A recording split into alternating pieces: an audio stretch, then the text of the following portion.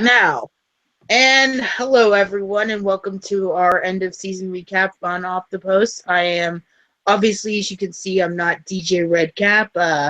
You'll have to excuse our voices. We are all a little under the weather today, so before we get into the meat of the episode, let's introduce our lovely panel. Let's start with panelist number one, Karen. How are you doing today? Where's Karen number one? I'm just kidding. As opposed to Karen number two. I'm fine. We'll just leave it at that. Okay, and let's go down to our other lovely panelist. Courtney, how are you doing today? I'm wearing a hat today because you can't see my eyes because my allergies are so bad right now. I either look like I'm high or have been like depressed and crying all day. So just kind of cover that up today. It's gonna be okay. The one weekend that those fall allergies just punched me in the face, but we're doing a show, so you know what? The show must go on. Said lots of people, but my favorite people who said that were Queen and Freddie Mercury. So, yep. I'm also very heavily drugged with Benadryl, so I apologize in advance if anything weird comes out of my face like that. It's going to be a fun show. Okay, yes, and yours truly, the host for the day, is also feeling not too great, so it's going to be a very fun show today, so let's just get right onto it. Our first topic, your thoughts on how the season played out, the regular season, the playoffs, and the championship. Aaron, we'll start with you. Okay, so I'll say a team that I was disappointed by is Orlando Pride. I thought before the season actually started, before I actually saw them play, I was kind of like, oh, they're probably going to be kind of towards the bottom. That was just what I thought, just because it's a new team and everything. But then they actually started pretty well. With like a few minor things that I thought they needed to change with like the back line and their attacking. They were relying too much, I think, on Alex Morgan. But I figured, as the season progressed, that things were going to change, that like the coaching was going to change and they were going to figure different things out and start to improve. But they never really did that. They kind of just had like a slow decline and then ended up just barely above Boston. So I thought that was kind of disappointing just because of the way that they started the season. And then I was also disappointed with Sky Blue FC. They were pretty static throughout the season. Super, super strong, beating Seattle Reign. And then I think they just never did better than that. Like they won here and there, tied here and there. They didn't lose as much as maybe some of the other teams, but they just kind of were there in the middle. Like Rocky Rodriguez didn't make much of a dent in the season like everybody thought she would. Tasha Kai was quiet with a few exceptions. Kerr, O'Hara. So I expected better out of Sky Blue. And then obviously I wanted Seattle Reign FC to make it into the playoffs, and they didn't, and that was disappointing. But I wouldn't say that I'm necessarily disappointed in the team. Just off of the way that they ended the season, which was better than I could have asked for with those last couple of games. They had really good last two games, and then all of their off-season professionalism was really noteworthy. So I can't say I'm disappointed by them, even though I was disappointed that they didn't make it into the playoffs. You want me to go like all the way down, like teams that I thought were better, or wait? You can do whatever. You can do whatever you want. Okay, so I'll just finish it up and then let Courtney do her thing. That's fine. So, team that I thought was better than I expected, obviously, Western New York Flash. They won the whole thing, but other than that, the team didn't have any huge big names, and I know that sounds like really. I can't think of words right now. My brain's not working. But bad thing. Yeah, right. Thank you. You expected a team like that with not a lot of big names. They just had like Mewis, and that was kind of it. Maybe Hinkle. you expected that team to maybe like end up in the middle. But I mean, they pulled it together. They won the whole thing. So yeah. And I actually, Portland did a little bit better than I thought they would. I thought that they were pulling in too many big names. They had too many international players. And I thought that even though everybody was talking them up, I thought that they were going to crash with all of those big names. And they didn't. They ended up in the top 4. So that was good for them. And then, let's see. Yeah, that's it. That's my spiel. Rennie, and I would just like to say for the record, I kind of disagree on Sky Blue. I thought they actually did better than I expected because I did pick them to finish last. So we'll have to agree to disagree on that one. So over to you, Courtney.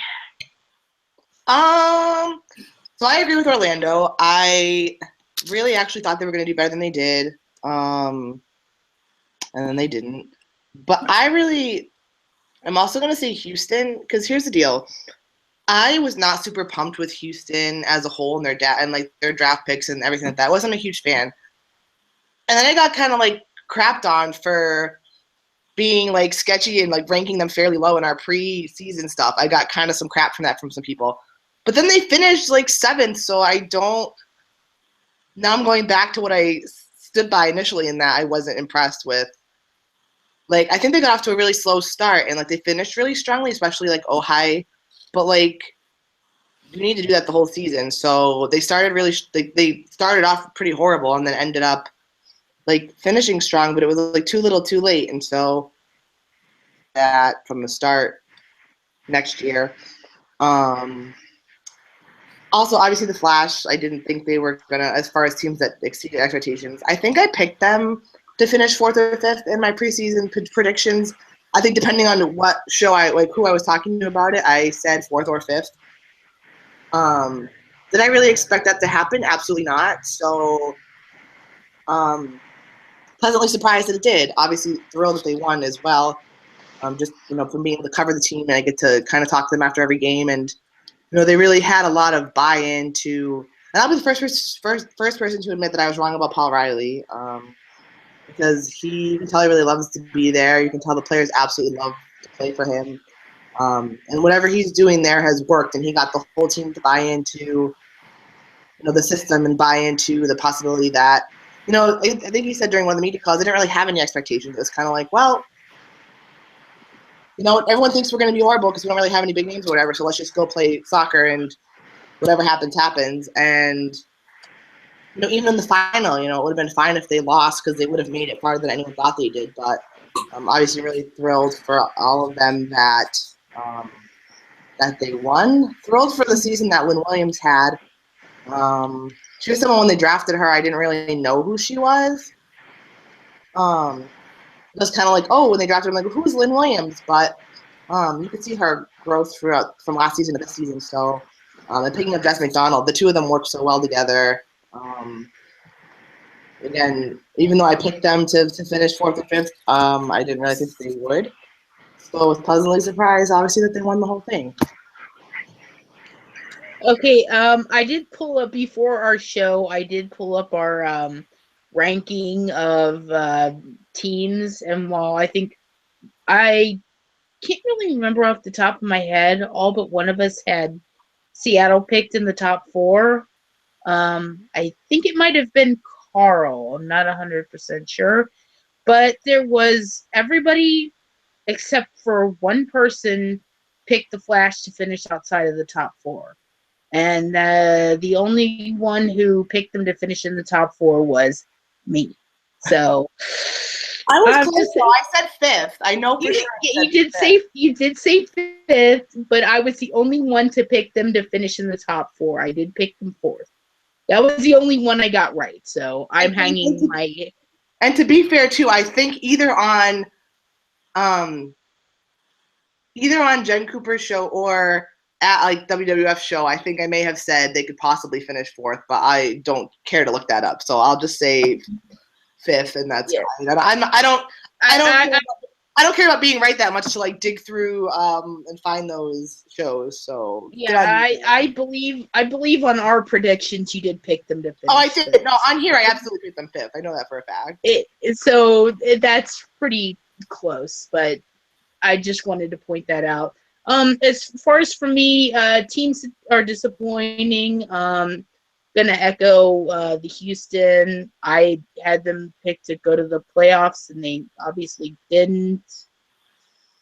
I don't know how much of it was, again, missing one person, but if missing one person turns you from good to crap, were you really that good to begin with? Not so much. And like I said, I thought Sky Blue was going to finish last, and they finished middle of the table. So those were the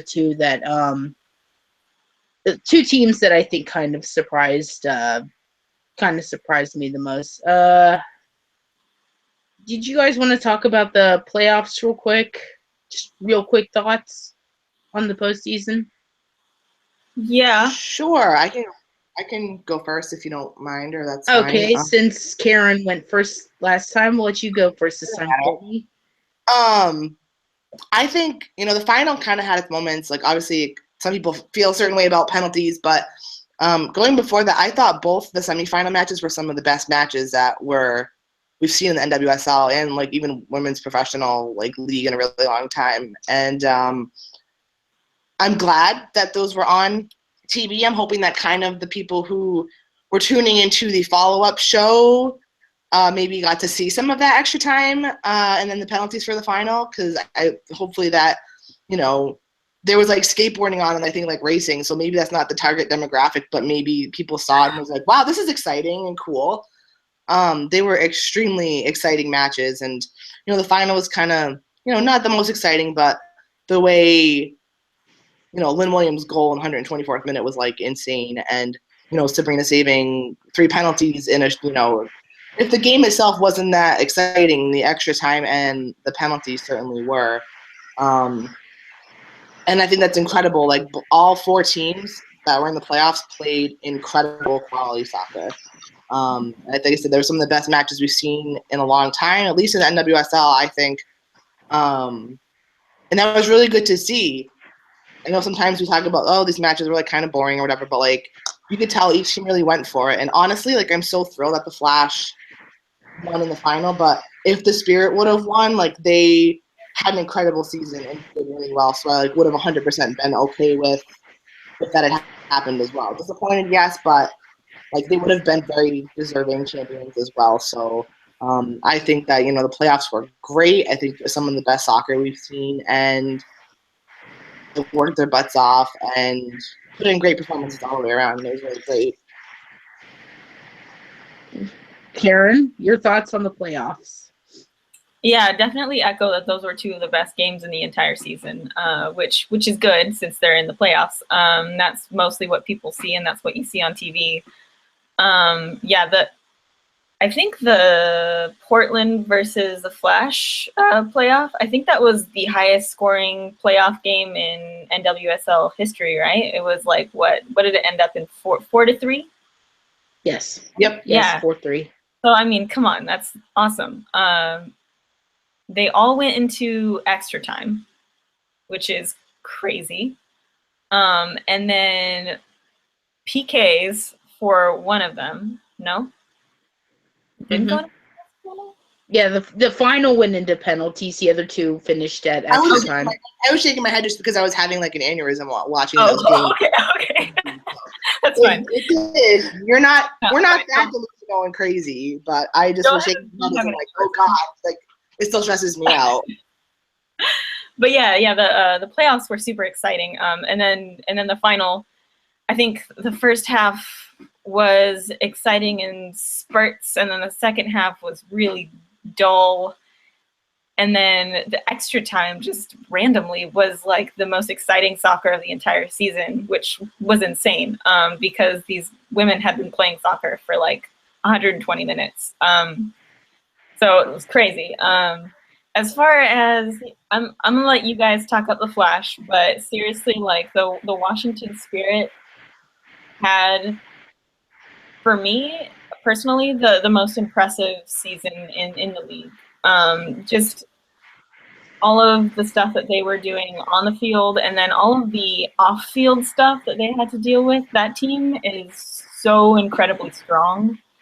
And to have an owner like the owner that they have, who is kind of like a poop ball, basically, and then to deal with all of the smack talk that the team got from people who were mad about what the owner did, and dealing with that, and still coming out in the playoffs and putting on those performances, and then how they performed in the final was so impressive. I mean, I think for most of the game, everybody was pretty much like, they got this, because they were ahead so many times. And they just had Crystal Dunn put on an amazing performance. Her goals were insane. The entire team was putting like 110% out there.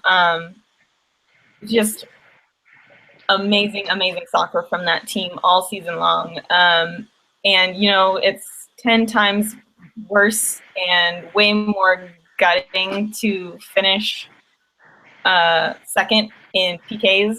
I mean, that's like the worst way to win, because it's such a it's not really something that you can really control the way that you can when you're playing a game, you know. Obviously, Sabrina D'Angelo did control it. That's why she made those stops. But it just, losing a championship in PKs, that's really rough. So if you're watching Washington Spirit, you guys are rad. Don't feel too bad, even though I know you're going to. And just wait, because next season, if you guys play like you did in this season, you guys are going to take it. It's going to be crazy.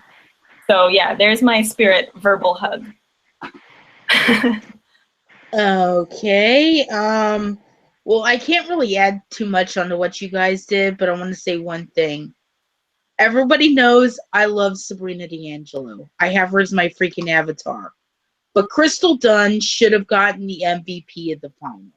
I mean, yes, huge credit to D'Angelo for making those 3 stops, but Crystal Dunn had one of the best games she has had all season. Like, she literally took that team and put it on her tiny little 5'1" back and said, "We are going for this." Yeah. And I have no doubts that if Lynn Williams doesn't score that late equalizer, it would have been hers, because she played an amazing game. So, voters, you got that one wrong. It should have gone to Crystal Dunn regardless of the penalty save. So, I just want to point Are we going to talk about awards in general? Because there are a lot of, like, is that like on our agenda today? Yes, it's on our agenda. But I wanted to get that point out there, because no, and I'm disagreeing. Like, segue to later like segment. I have an issue with like a lot of the awards, so that's okay. Yeah, so do I. But that, just on that particular one, voters, you got that one wrong. It should have gone to Crystal Dunn. So, wanted to get that out. Obviously, super happy that the Flash won. I mean, I was so happy I literally broke down in tears. I could not do anything. I miss like almost all of the post game stuff, because I'm sitting there bawling my eyes out because of everything that this team has gone through. And you said Washington's been through a lot, but so is Western New York. I mean, they came in. Everyone's like, "Oh, you'll finish 7th, 8th, 9th. You'll finish at the bottom. You know, you don't have any big names. Who are these bunch of nobody Bubbas off the bench? You know, oh, what is this? You're playing on a baseball field." Sorry to bring that game that we don't talk about back up, but it's like, "Oh, you're a bunch of nobodies. You're going to get blown out by Portland. Oh, you only beat Portland because of officiating. Washington's going to blow you out." To get over all of those obstacles and to get into the playoffs the way they did, I think they ended up with, 6 straight games on the road, including the playoffs to end the season. I think it was more like 8 or 9. No, it was they had the 4 straight on the road. They had the 2 playoff games on the road. And then they had like a home road. So it was like, I don't know, maybe 6 of 8 on 8 of something on. It was a lot of games on the road. So to get over all of that and still take home the championship, don't tell me that they do not deserve it. regardless of what happens, factors that they can't control. You can't control the officiating. You can't control a lot of things. So don't anybody tell me that the Flash do not deserve to win that, because they absolutely do. So, but yeah, I mean, all four teams should really be proud of themselves. And for anybody who says that, oh, the national teamers don't care about the NWSL, go look at Tobin Heath after that semifinal. Go look at Ali Krieger after that final. Go look at all these players and then tell me it doesn't mean anything to them. Because that is just, no. I'm not buying it. I'm not buying it at all. So I'm tired of that shit. I'm so tired of it. It's just sad. It's like, okay, one or two players' actions, and you're using that as to generalize an entire group of people. No, cut that shit out, because it ain't cool. Anyway, moving on.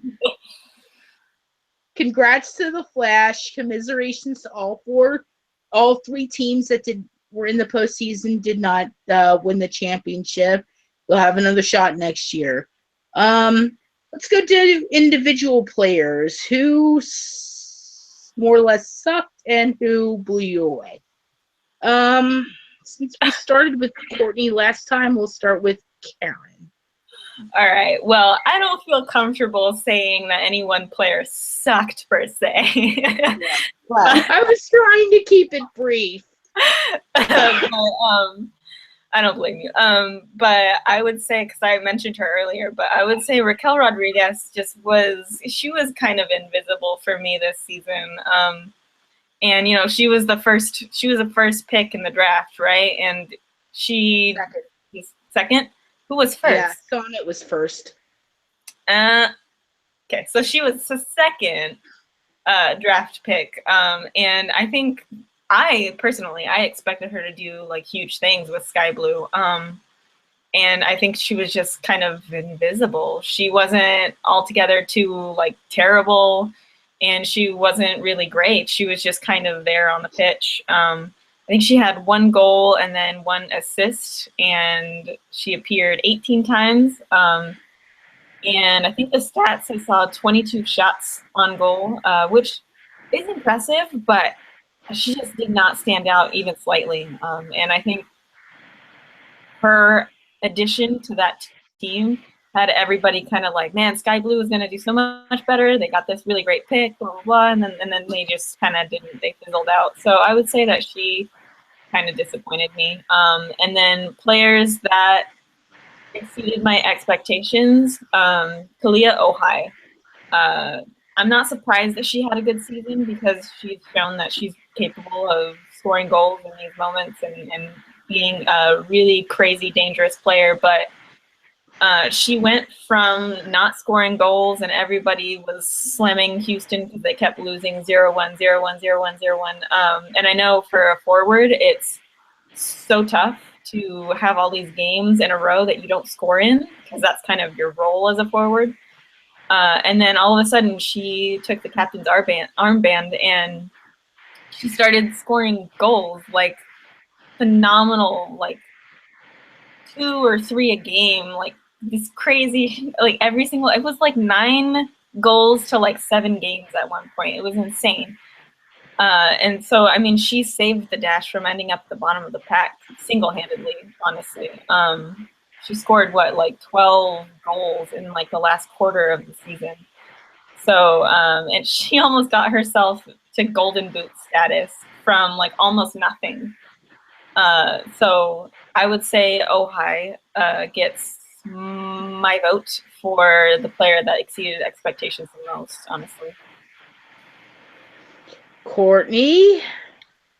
I'm going to agree with Rodriguez. I don't know. I think just seeing her, like, before being in the NWSL, I think that a lot of us had more expectations for her. I know it took her quite a few games to get to being, like, 90 minutes fit, too. So, like, that's also was kind of a problem coming in. I know she was with, like, the national team before the season started. But still, it kind of took her a while to, like, adjust and get in. And it's kind of just a disappointing season for her.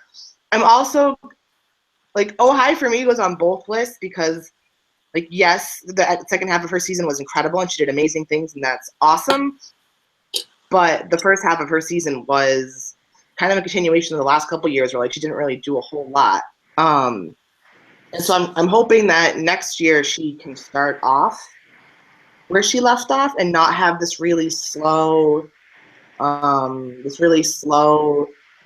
kind of just like half of the season. So she kind of goes on both lists for me just because, like, she got it together and pretty much saved the dash, from slipping down even further. But I'd like to see that from her from the start of the season. I think the dash should be really incredible if she can be more consistent at the beginning of the season with that.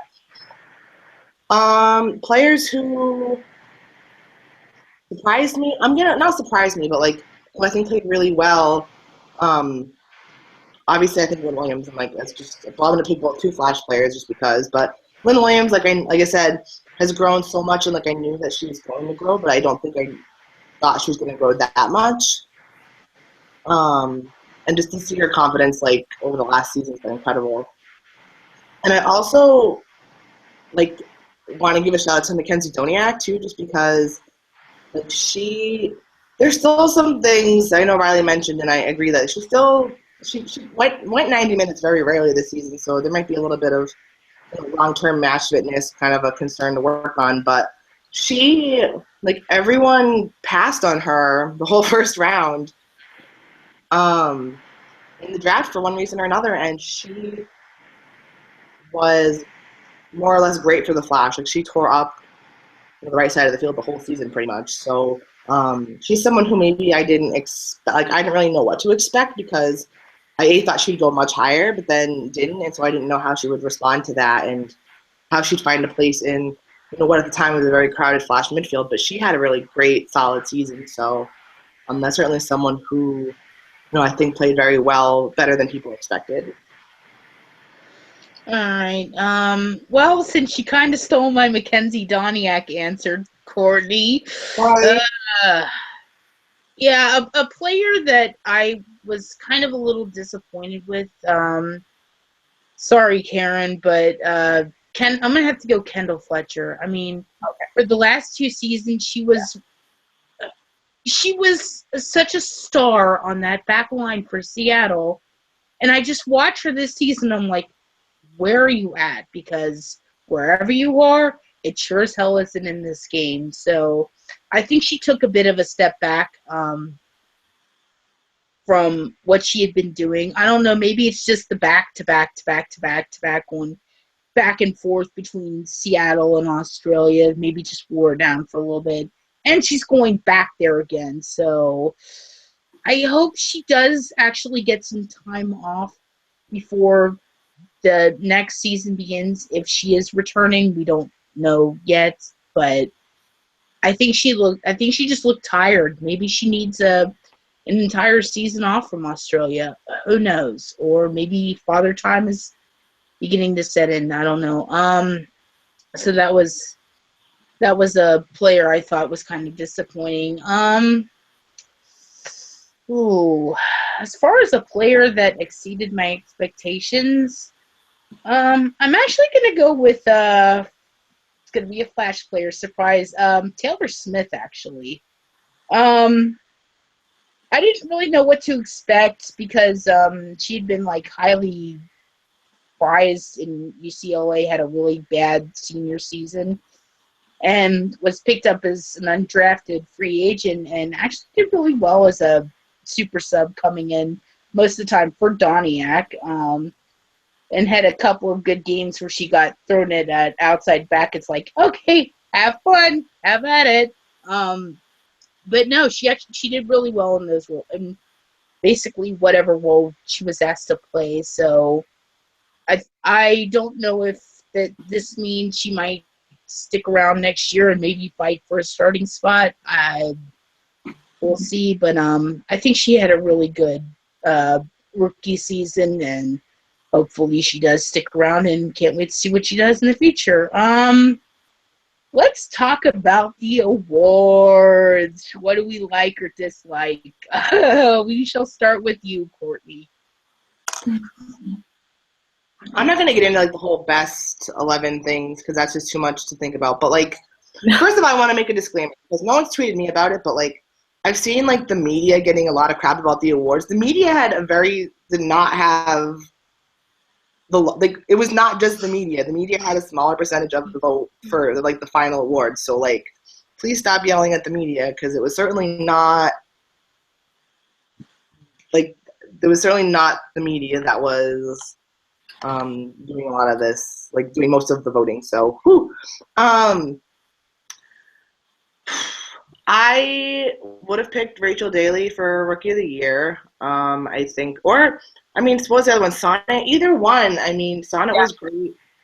Rachel Daly was kind of inconsistent, so maybe I would have picked Sonnet. But what we just said about Rodriguez, and now we're kind of like, yeah, but she was Rookie of the Year, and we're kind of all like, meh. So I don't really sure what went on with that. I would have picked Menges for Defender of the Year. Again, no offense, Seattle, but I was kind of very confused about that award also. And then MVP, obviously, like I'm thrilled that Lynn Williams won MVP, but had like Tobin Heath won MVP, I also would have been completely great with that because she was incredible all season. So, again, happy for Lynn just because she was on the Flash and she's had a great season. But again, Tobin Heath also extremely deserving of that. So that one I don't have that much of a problem with because I think that was like the only one that was really tight and could have gone. I'm missing goalkeeper too. I'll come back to that. How could I forget goalkeeper? I think that's the one we're all like, what? MVP for me, I think, is the one that I'm most okay with, not just because Lynn won, but I would have been fine if Tobin won, just because I think it was the closest between the nominees and like who won. I think both were deserving. I would have been completely fine if Heath had won as well. All the other ones, I was like, what happened? Like, what happened with the voting? But goalkeeper of the year. You can't even blame all the Ashlyn Harris fans because, again, fan voting was only a small portion of the overall voting. So, listen, we've talked like in our private little like off the post chat about like Ashlyn Harris is a very solid goalkeeper. We agree with this. Like, this is great. But I think, we've mentioned before, kind of just talking to each other that she's out of position a lot and sometimes causes issues. And like Orlando also had an extraordinary amount of goals that were scored on them on a rebound. I don't know how much of that's goalkeeper fault, but like it's a very high number compared to anyone else who had, like goals scored on them after like goalkeeper rebound. So, I think sometimes she tries to go for flashy instead of practical, and that could be also part of being out of position sometimes. But again, I very much enjoy Ashlyn Harris. I love watching her play. This is nothing like personal either because I think she's a great person. But and like again, a very solid goalkeeper. But if we're talking about this season, yeah, she does make a lot of saves, which is great. But again, there's just a lot of things that I think are inconsistent sometimes, and I would have much preferred somebody else, probably listening to win over that. So there's my award spiel. Karen, any thoughts from you on this subject? I picked Sonnet for Rookie of the Year. I know she had some games where she made some big mistakes. I think it was against Reign the last time that Portland and the Reign played. She made a big mistake, passed it back to a Reign player, and they got that goal. I think it was Manon Mellis's goal. But she, as a rookie, she got shoved into the middle of that defense. And honestly, I think Portland had the best defense of the entire league in the season. So, I mean, you have to give her some props for that. So I picked her for Rookie of the Year. I thought Daly was a little inconsistent, like Courtney said. As far as Goalkeeper of the Year, I picked Nair. And, my reasoning is I honestly believe that Chicago got as far as they did because she makes these miraculous saves which just are like, I don't even know how she even gets her hand on the ball, let alone stops it and like keeps it. And it's just like Courtney said about the rebounds. That's something that I think Alyssa Nair does really well, is she doesn't give up rebounds at all, really. When she gets her hands on the ball, it's there, and that's it. And that's a huge deal for a goalkeeper, obviously, because of that statistic about Harris giving away all of those goals off of rebounds. And, you know, same thing that she said about the flashiness versus practical. It just I don't like it. Again, Harris is great and all, but Nair should have gotten that one. Or Barnhart even would have been a better choice. So yeah, and then MVP, I picked Tobin Heath. Lynn Williams, obviously very much deserving as well, but I think the Thorns would have had a major hole in their midfield and in their attack, especially without Tobin being their maestro.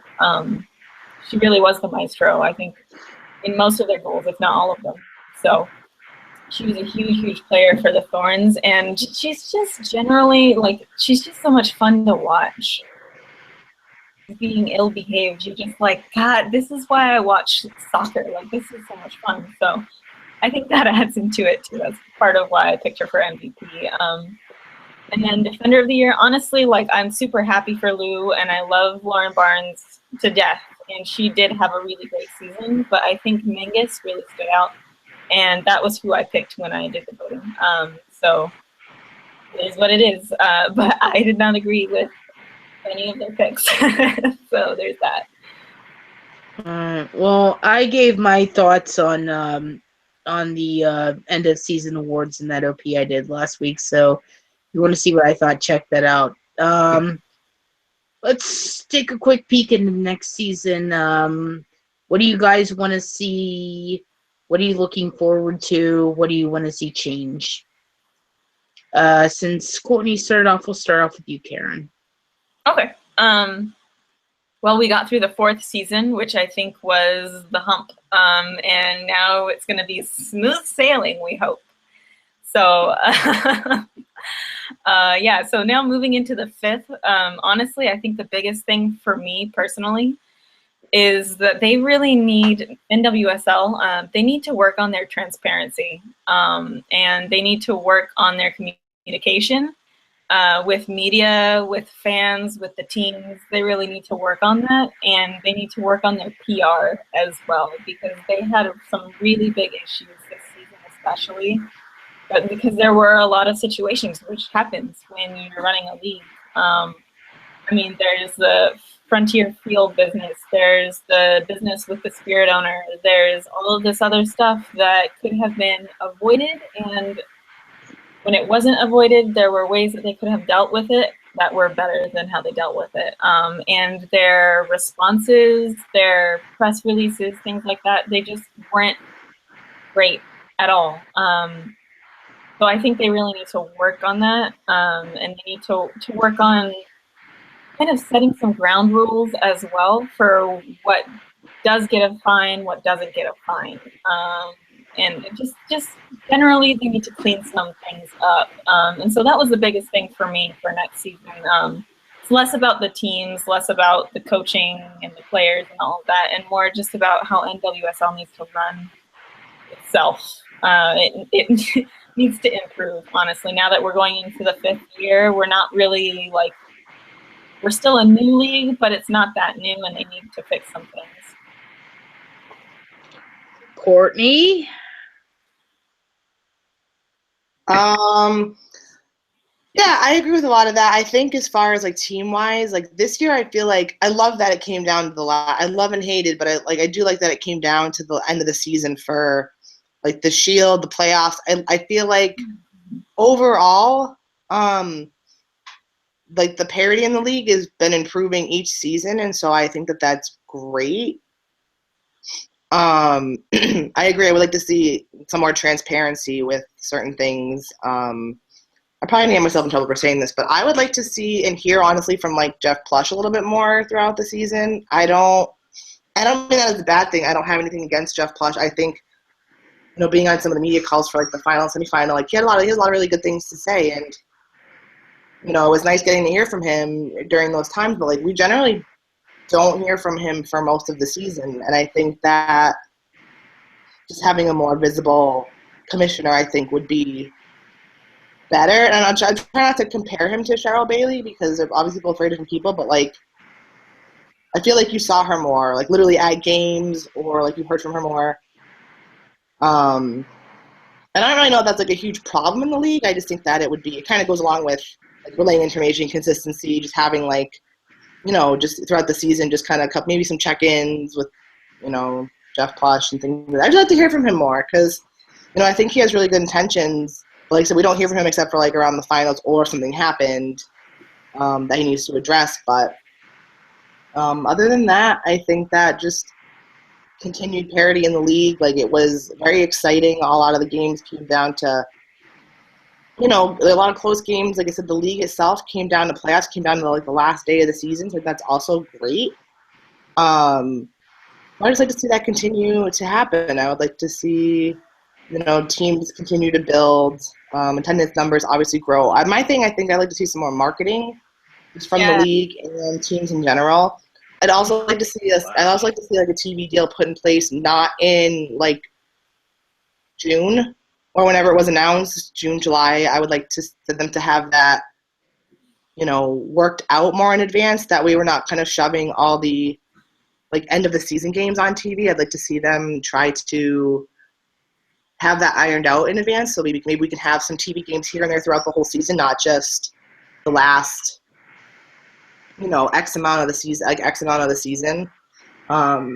I think that the fact that I think I read somewhere that the final had like 180,000 viewers. It was also up against like football and stuff like that also, and a couple other, you know, Sunday. It was started earlier, but it ended up going against like, you know, well, it did Sunday afternoon football and stuff like that. And granted, you know, the football demographic might not be the soccer demographic, but I find myself sometimes trying to watch both. It's like I still want to watch my football and things like that. But no, I think the fact that it pulled, you know, I think it was up like maybe like 10 to 15,000 from last year.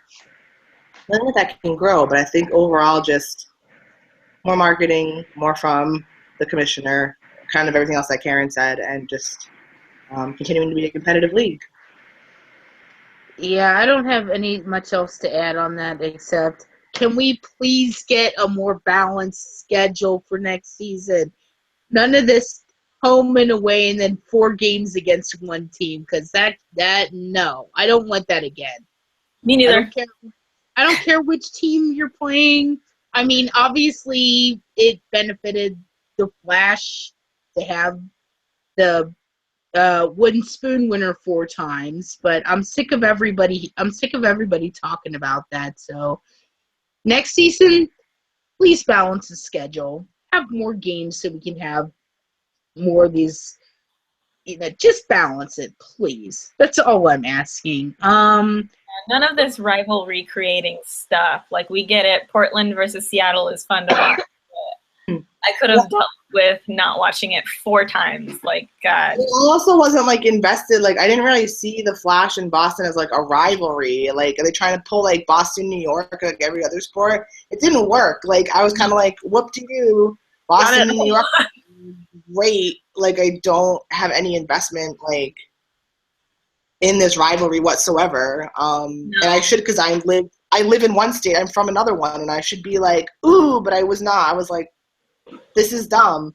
And like Jen said, it just, you know, it's not the players' fault. I wish people would just understand, like, the players didn't make the schedule, but like it obviously did benefit the Flash. And like, I'm not arguing that. It obviously did. Like, did it benefit, you know, potentially affect the Golden Boot race? Sure. But like, again, not the players' fault. So please stop, like, not anyone here, but like in general, people, please stop like putting down people. Stop taking it out on the Flash for something essentially, because like that's not they don't have any choice in that. They just play what they're told to play. But like for the league, please, like I don't think any of us are really invested in this rivalry business. Like, just stop. I know, and it kind of makes it more special when it doesn't come up every other week or something. But that's another thing.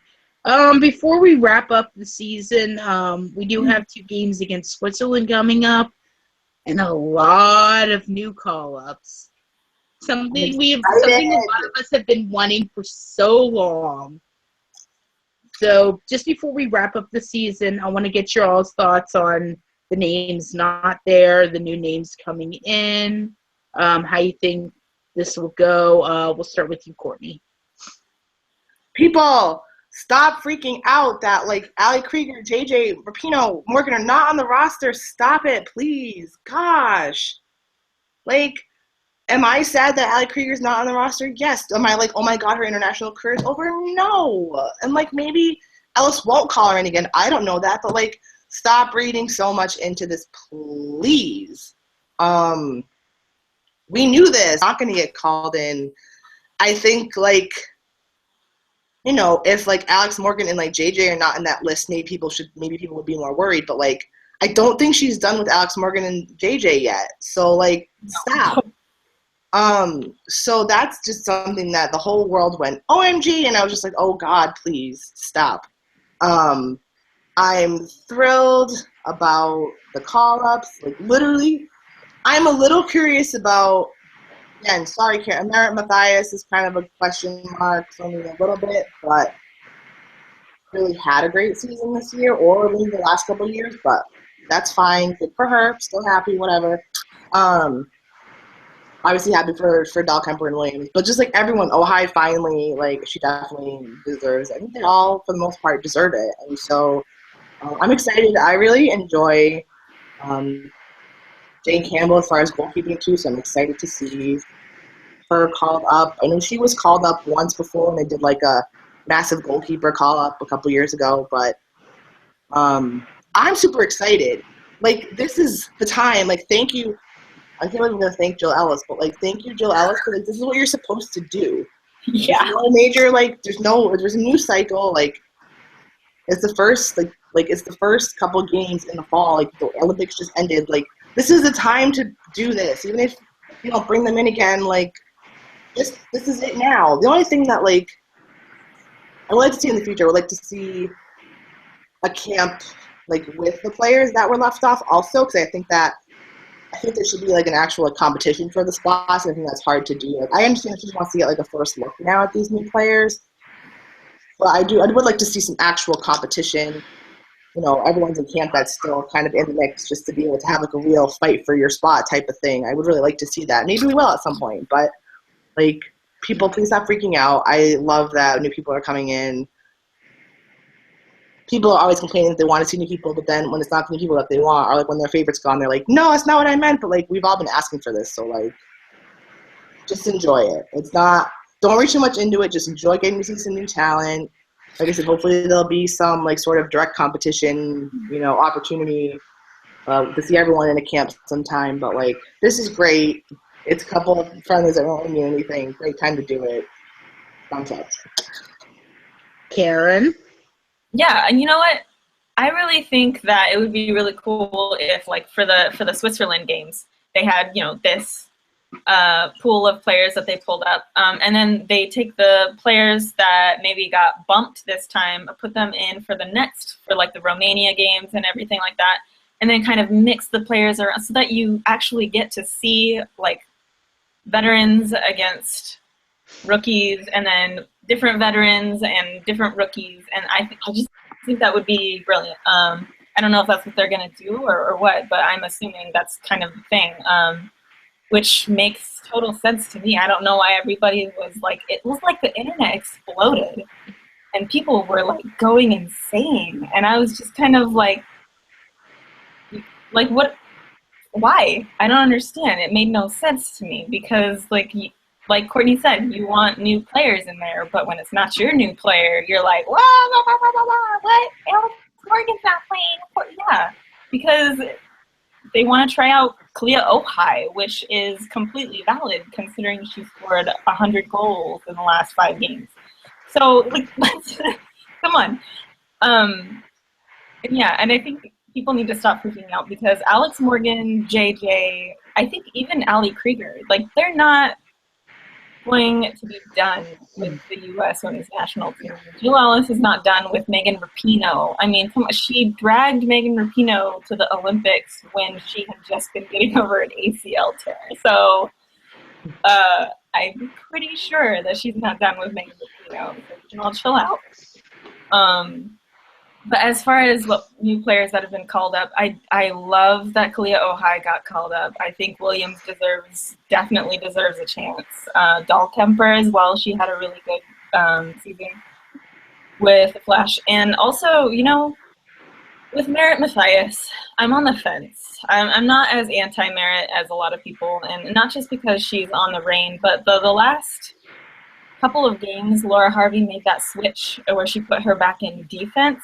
And as far as positioning, I don't know that Merritt Mathias was great at that, but she was a huge presence on the back line for the last couple of games for Seattle. And she's got that speed. She just ran back there, rammed somebody over, took the ball, and she did the job. So I think I see what Ellis saw in pulling Merritt Mathias into the camp, but I also think that there are probably players out there that deserved a call-up more than she did. And also shout out to Shea Groom, because she had a really good season with FC Casey. So I'm really excited to see what she does in camp as well. I think she's definitely a game changer. She has been for FC Casey, so that will be exciting. I'm super excited. I don't know why people are so angry and upset and crazy about it. Like, I think it's exciting. I think Jill Ellis has finally done something right. So why are we hopping on her ass? That's what people do. They're never happy. No, exactly. No, I think I saw it described somewhere as "I want change as long as it's status quo," which basically, I don't care if you bring in new players, but leave my favorite alone. So yeah, that's how it works. And exactly, we get that, but I don't think a lot of the internet does. So some of these names being left off might not be going over too well. Although Rapinoe's a bit controversial because of some actions as of late that have been discussed ad nauseum. So we're not going into that. We're not getting into that because they've been discussed to fucking death. So, and I would like to point out that Merritt Mathias, in the early part of the 2013 season, she started as an outside back. So it's not like this past season was the first time in her professional career that she's been thrown back there. She has experience at it. So I just wanted to point that out. Yeah, and it's just a camp. Like, everybody chill. Jill Ellis wants to see these players play. We're not saying that they're going to be there permanently, but, like, it's just a camp. Chill. Breathe. Exactly. And, we got the 3 college players in because of the soon-to-expire CBA, which says Ellis can only call in so many non-contracted players, which college players don't count because they can't be paid. So that's why she didn't call in all new NWSL. She had to fill out with a couple of college players. So just wanted to get this out.